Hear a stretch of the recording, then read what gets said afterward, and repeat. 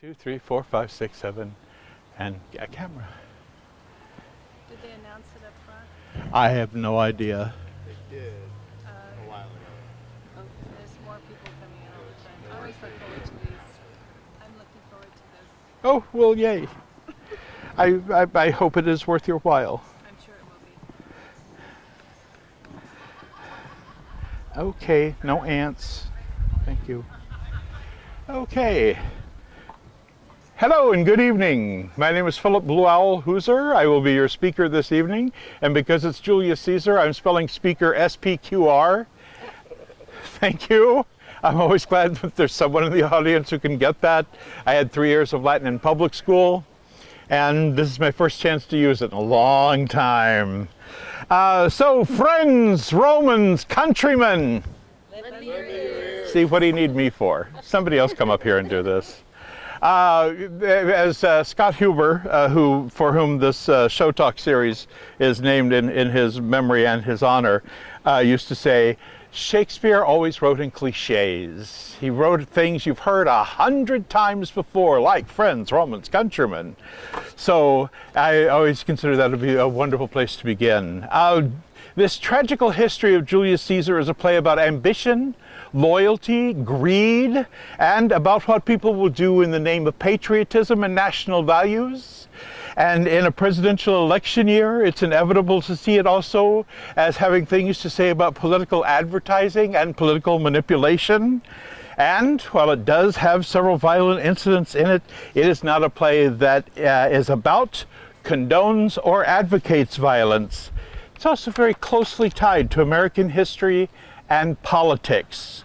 For instance, in 2017, cast your minds back, the New York Public Theater, for their Shakespeare in the Park, staged the tragedy of Julius Caesar, in which the title character is played with a blonde wig, an overlong red tie, a wife who had a pronounced Eastern European accent. The production was also filled with contemporary props, including mobile phones and gold bathroom fixtures, in case we hadn't gotten the point already. Now, Julius Caesar is killed about halfway through this play. Oh, spoiler alert. And it was at this point, during some performances, that there were interruptions by audience members with shouts of, "You're normalizing violence against the right, and you're all Goebbels. You're all Nazis like Joseph Goebbels," they would say. "You're inciting terrorists." Goebbels, of course, I'm sure you know, was the Nazi politician and chief propagandist for Hitler, well known for his anti-Semitism and his skills in public speaking.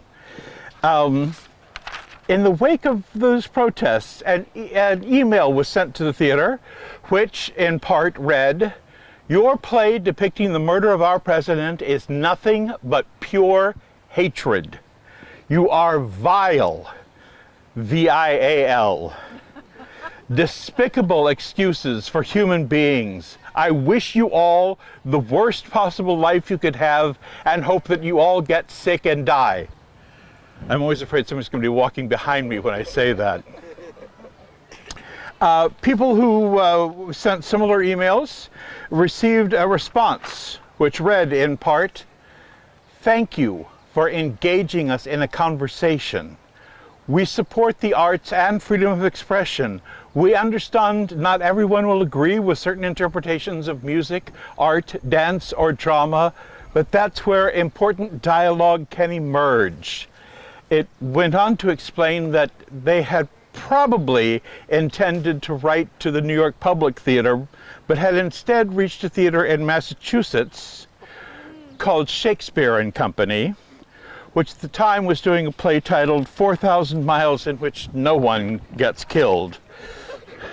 They were a little confused at first. Shakespeare in Dallas also received emails that included threats of rape, death, and wishes that the theater staff be sent to ISIS to be killed with real knives. They were playing the Merry Wives of Windsor at the time. Apparently all you had to have was Shakespeare in the name and you could be blamed for any production. It's not bad for a 400-year-old play where fictional violence is still able to ignite threats of real violence. You know, it still has an effect. And these protesters actually even applauded and approved when corporations, including, for instance, Delta Airlines, pulled funding from the public theater. That was in 2017. Now, Julius Caesar is one of the 2 Shakespeare plays that is most studied in American schools. It was in my 9th grade English class. I paid attention to it. I knew that you can't judge a whole play script by something that happens about halfway through, especially when afterwards, for the rest of the play, Roman society is on the verge of collapse. But maybe they didn't read it. Maybe they didn't pay close attention. Maybe they only went by what they had heard about it. After all, they did wait until, to see that he was actually killed before they protested, because who knows, maybe that night they wouldn't have killed Caesar. It's possible. Now, at the time of this production, Bill Maher on his show Real Time said that he also thought that the production had gone too far. He added, "Now, I'm fond of saying to Republicans all the time, now, if Obama did it, but really, if Obama was Julius Caesar and he got stabbed, I think liberals would be angry about that." To which Alex Marlow, the editor-in-chief of the right-wing Breitbart website, agreed. He was a guest on the show. He agreed, "Oh, absolutely, it would be bedlam in the media." 5 years before that, the Guthrie Theater in Minneapolis had done a production of Julius Caesar where he was performed by a tall, thin African-American man as a president who also played basketball. And the reaction was pretty much non-existent. The highest praise that I could find, in fact, for this particular production came from a review in a magazine called The American Conservative, which praised the production for being able to illustrate certain things by having both Caesar and one of his assassins, Brutus, played by African-American actors. One of the sponsors of that production was also Delta Airlines. They did not pull their funding from that particular production. An essayist later also raised the question, did that mean that they were more in favor of one possible presidential assassin than another? Was that also possible? It was, of course, a facetious question, but still. In 2015, the Trinity Repertory Company in Providence staged the play with Caesar, played by a woman who mostly wore a white pantsuit, inviting comparisons to Hillary Clinton. There was no outrage. There were no interruptions. There have been productions set in Ireland during the Troubles in the 1960s, implying a connection to the assassination of John Kennedy, and a very famous one in 1937 when, on the eve of World War II, Orson Welles staged it with Nazi and Italian fascist trappings, with a Mussolini-like Caesar. A review said that it was the most exciting and terrifying drama of the season. This little 400-year-old play about stuff that happened about 2,000 years ago. It contains lots of things we recognize today, especially political rhetoric and advertising and emotional manipulation and, of all things, artificial intelligence. Okay, not really. It doesn't have actual AI because they didn't have computers, but it does have fake letters, some counterfeited letters, and that kind of counts. And it also has clocks, and the Romans didn't have clocks, so they might as well have had AI, which I don't understand the big deal about for this election anyway. I mean, AI, it's just a steak sauce.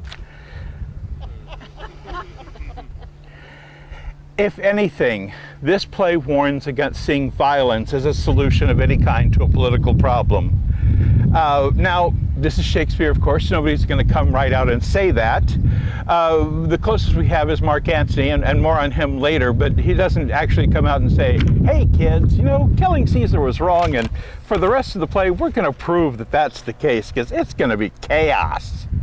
It's like they say, Rome wasn't burned in a day. But it does help to know a little about Julius Caesar, the person, and Julius Caesar, the play, and, of course, Queen Elizabeth I of England, because no matter where these Shakespeare plays are set, it always seems to have something to say about Elizabethan England. But first, Gaius Julius Caesar. My classical pronunciation from 3 years of Latin, thank you very much. Gaius Julius Caesar, Gaius Julius Kaiser, from which Kaiser, role, is also named. Kaiser, the German Kaiser, the leader. Also, the word Tsar is derived from him. Caesarean section is not. That's a persistent myth. Caesar salad, of course, certainly was not. All of these things, this is actually stuff that we covered in my Latin class, because it was more fun than learning to go oeum oeorum isocis for the declension of nouns. Right? See? So, Caesar, or Julius Caesar, started his political career as a lawyer. He was elected into a lifetime seat in the Roman Senate, and he became Pontifex Maximus, which was not a high priest, but the highest priest in the Roman religion. He was also then able to unite with two of his political rivals, and together they served as a triumvirate, vir, people, men, and together they ruled Rome. Caesar was able to do some very popular things, like publishing what went on in the Senate to make them transparent and accountable. It was a crafty thing on his part, because he then introduced a bill to say that the government should buy land to give to veterans and the urban poor. And the Senate couldn't hide that there was any opposition to this. Otherwise, people would know that they were saying, no, let's not do anything for the veterans or the poor. But there was one senator, Cato, like the Institute, who blocked this bill. So Caesar took it directly to the people. And when there was threatened a veto against it, a riot broke out that ensured that the bill would pass, because people feared there might be more violence throughout Rome.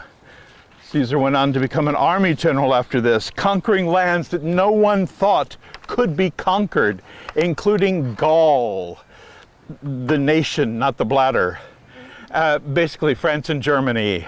And as governor of Gaul, he ruled, but that seemed to trigger some of the members of the Roman Senate, and they ordered him to return to Rome to be prosecuted. They basically sent him a subpoena. He said, no, I'm not going to follow this. Instead, he fought and won more battles on the way, and it was so incredibly popular from this. Also, at about this time, he wrote one of his books, one of the most famous books, you know, if you can imagine a politician writing a book before they're running for higher office. This one begins, Omnes Gallia est divisi en tres partes. Rome is divided in three parts, one of his most famous sayings. Of course, one of his other most famous sayings is, Veni, vidi, vici. I came, I saw, I painted the Mona Lisa.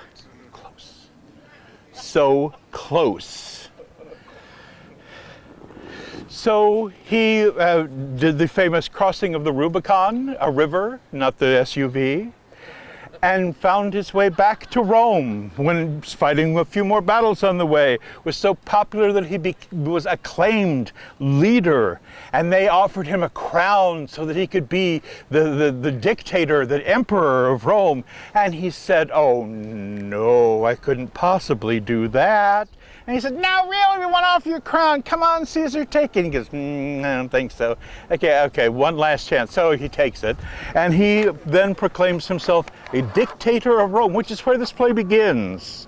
Now, why is there a play at all? Well, there's a great similarity, a list of similarities between Julius Caesar and Queen Elizabeth I. Not the one who just recently died, that she was Queen Elizabeth II. It just seems like she's ruled since Shakespeare, because it was a long time.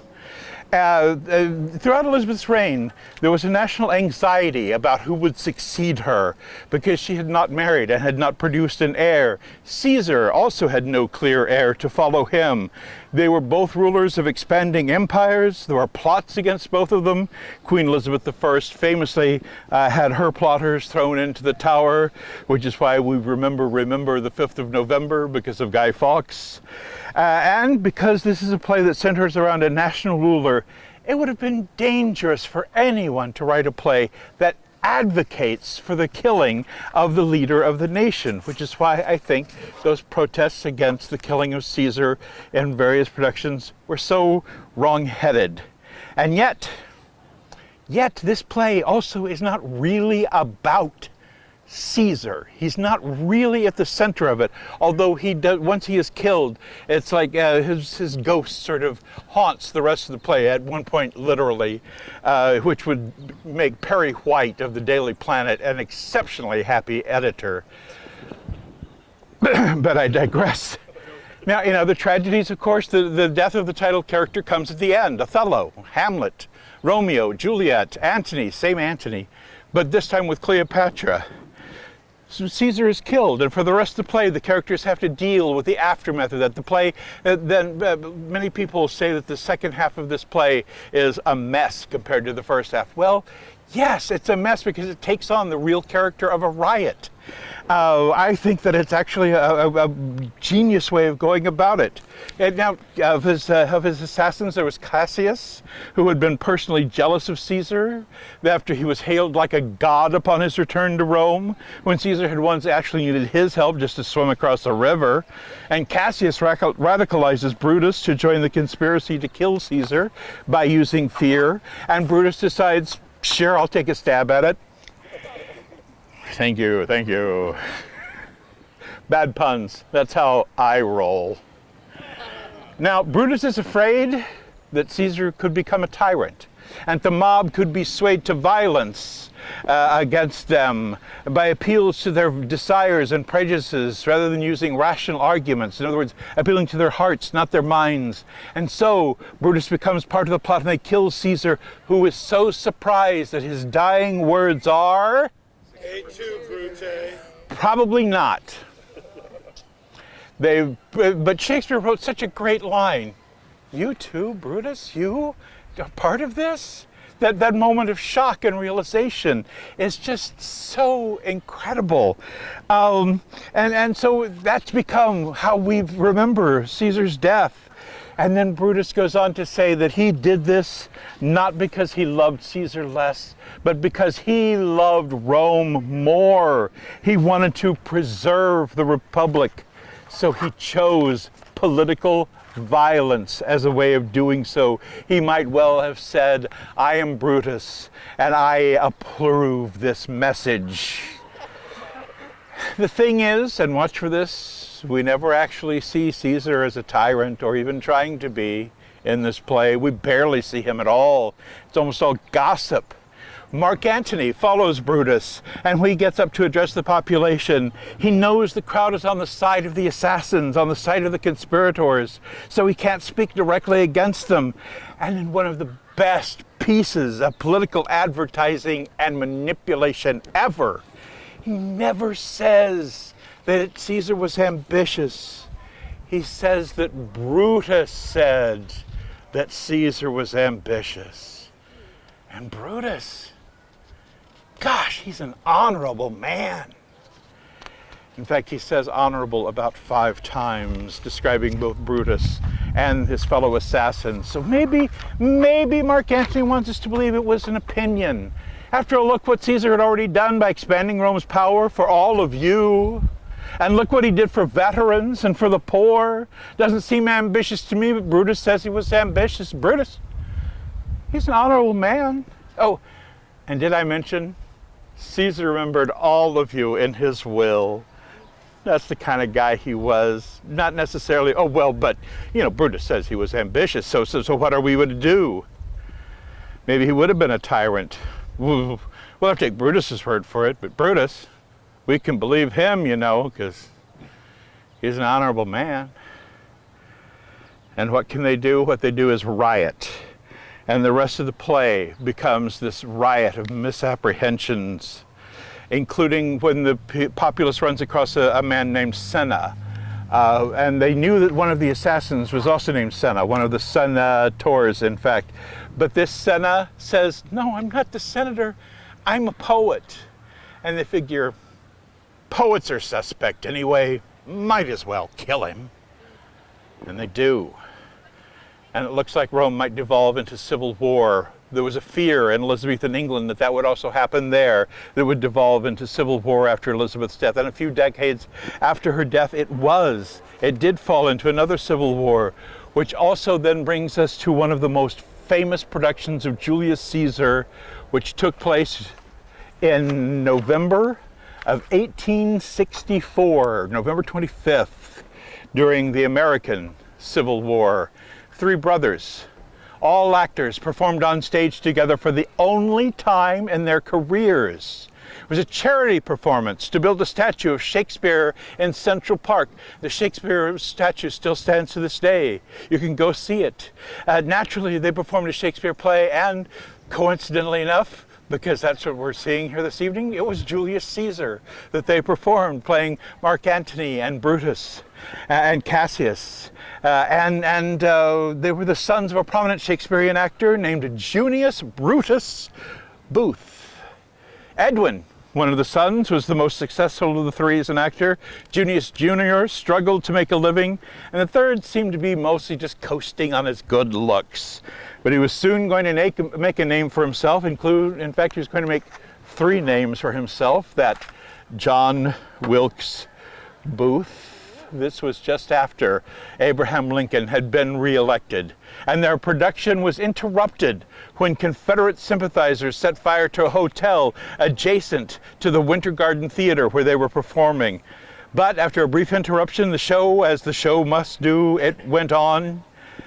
John Wilkes Booth was playing Mark Antony, and yet one review has remembered for us that during the funeral oration over Caesar's body, he ad-libbed what history tells us was actually something that Marcus Brutus had said over Caesar's body, which was "Sic semper tyrannis." Such is what happens to all tyrants. The morning after the performance, the three brothers were having breakfast together, and they argued because Junius said the perpetrators of the fire should be strung up. Edwin supported Lincoln in this, and John Wilkes defended the action as a legitimate act of retaliation because he didn't like the outcome of the election. Edwin recalls that John Wilkes said that Lincoln wanted to become king of America. Political cartoons had shown already Abraham Lincoln as Julius Caesar, getting, in the South these were, getting stabbed for having proven a traitor, a dictator, an emperor in America when America rejected such things. The Southern Illustrated News had a cartoon of Lincoln as Brutus, also wrapped in a Stars and Stripes toga, regretting his decision to free the enslaved people. John Wilkes Booth also repeated his ad lib after he shot Lincoln and leapt to the stage of Ford's Theater, "Sic semper tyrannis," which is also the state motto of Virginia. Virginia is named in honor of Queen Elizabeth I, the so-called Virgin Queen. I'm telling you, I just need a bulletin board and some red string, and I can tie all of this together in a big conspiracy theory. I don't have to connect the dots. It's one big dot already. A lot of this play is the result of people not being able to correctly interpret things. There are omens that open the play. There are people's intentions getting misinterpreted, speeches, poets. Shakespeare might as well have included political polls. This inability to understand leads to the death and downfall of many of the characters. Caesar had done good things for the Romans, and Brutus truly believes, however, that killing Caesar was necessary. He wanted to keep Rome free, but he ended up getting Octavian as the emperor following this. Octavian was Julius Caesar's nephew and his adopted son. The very thing Brutus was trying to prevent, having an emperor, he winds up with. All roads lead to Rome, and they're all paved with good intentions. And if that's the case, then what can we take away from this play? I don't know. Have a good night. Questions, I believe. I believe this play wants us to keep changing sides. I believe it wants us to keep asking questions. You know, is it the right thing to do away with a political tyrant, even if you have no evidence that he is a tyrant, but just fear that he could be one? Does a republic necessarily have to fall? Is it better to kill a poet than let a conspirator go free? Who's right? Caesar? Is Brutus right? Is Mark Antony right? How am I being manipulated by the speeches that these characters give? How am I being manipulated by the guy with the blue beard? I can assure you that is not the case. The color on the box distinctly says this is teal, not blue. I began by discussing the Public Theater in New York City and their production that was interrupted by protesters.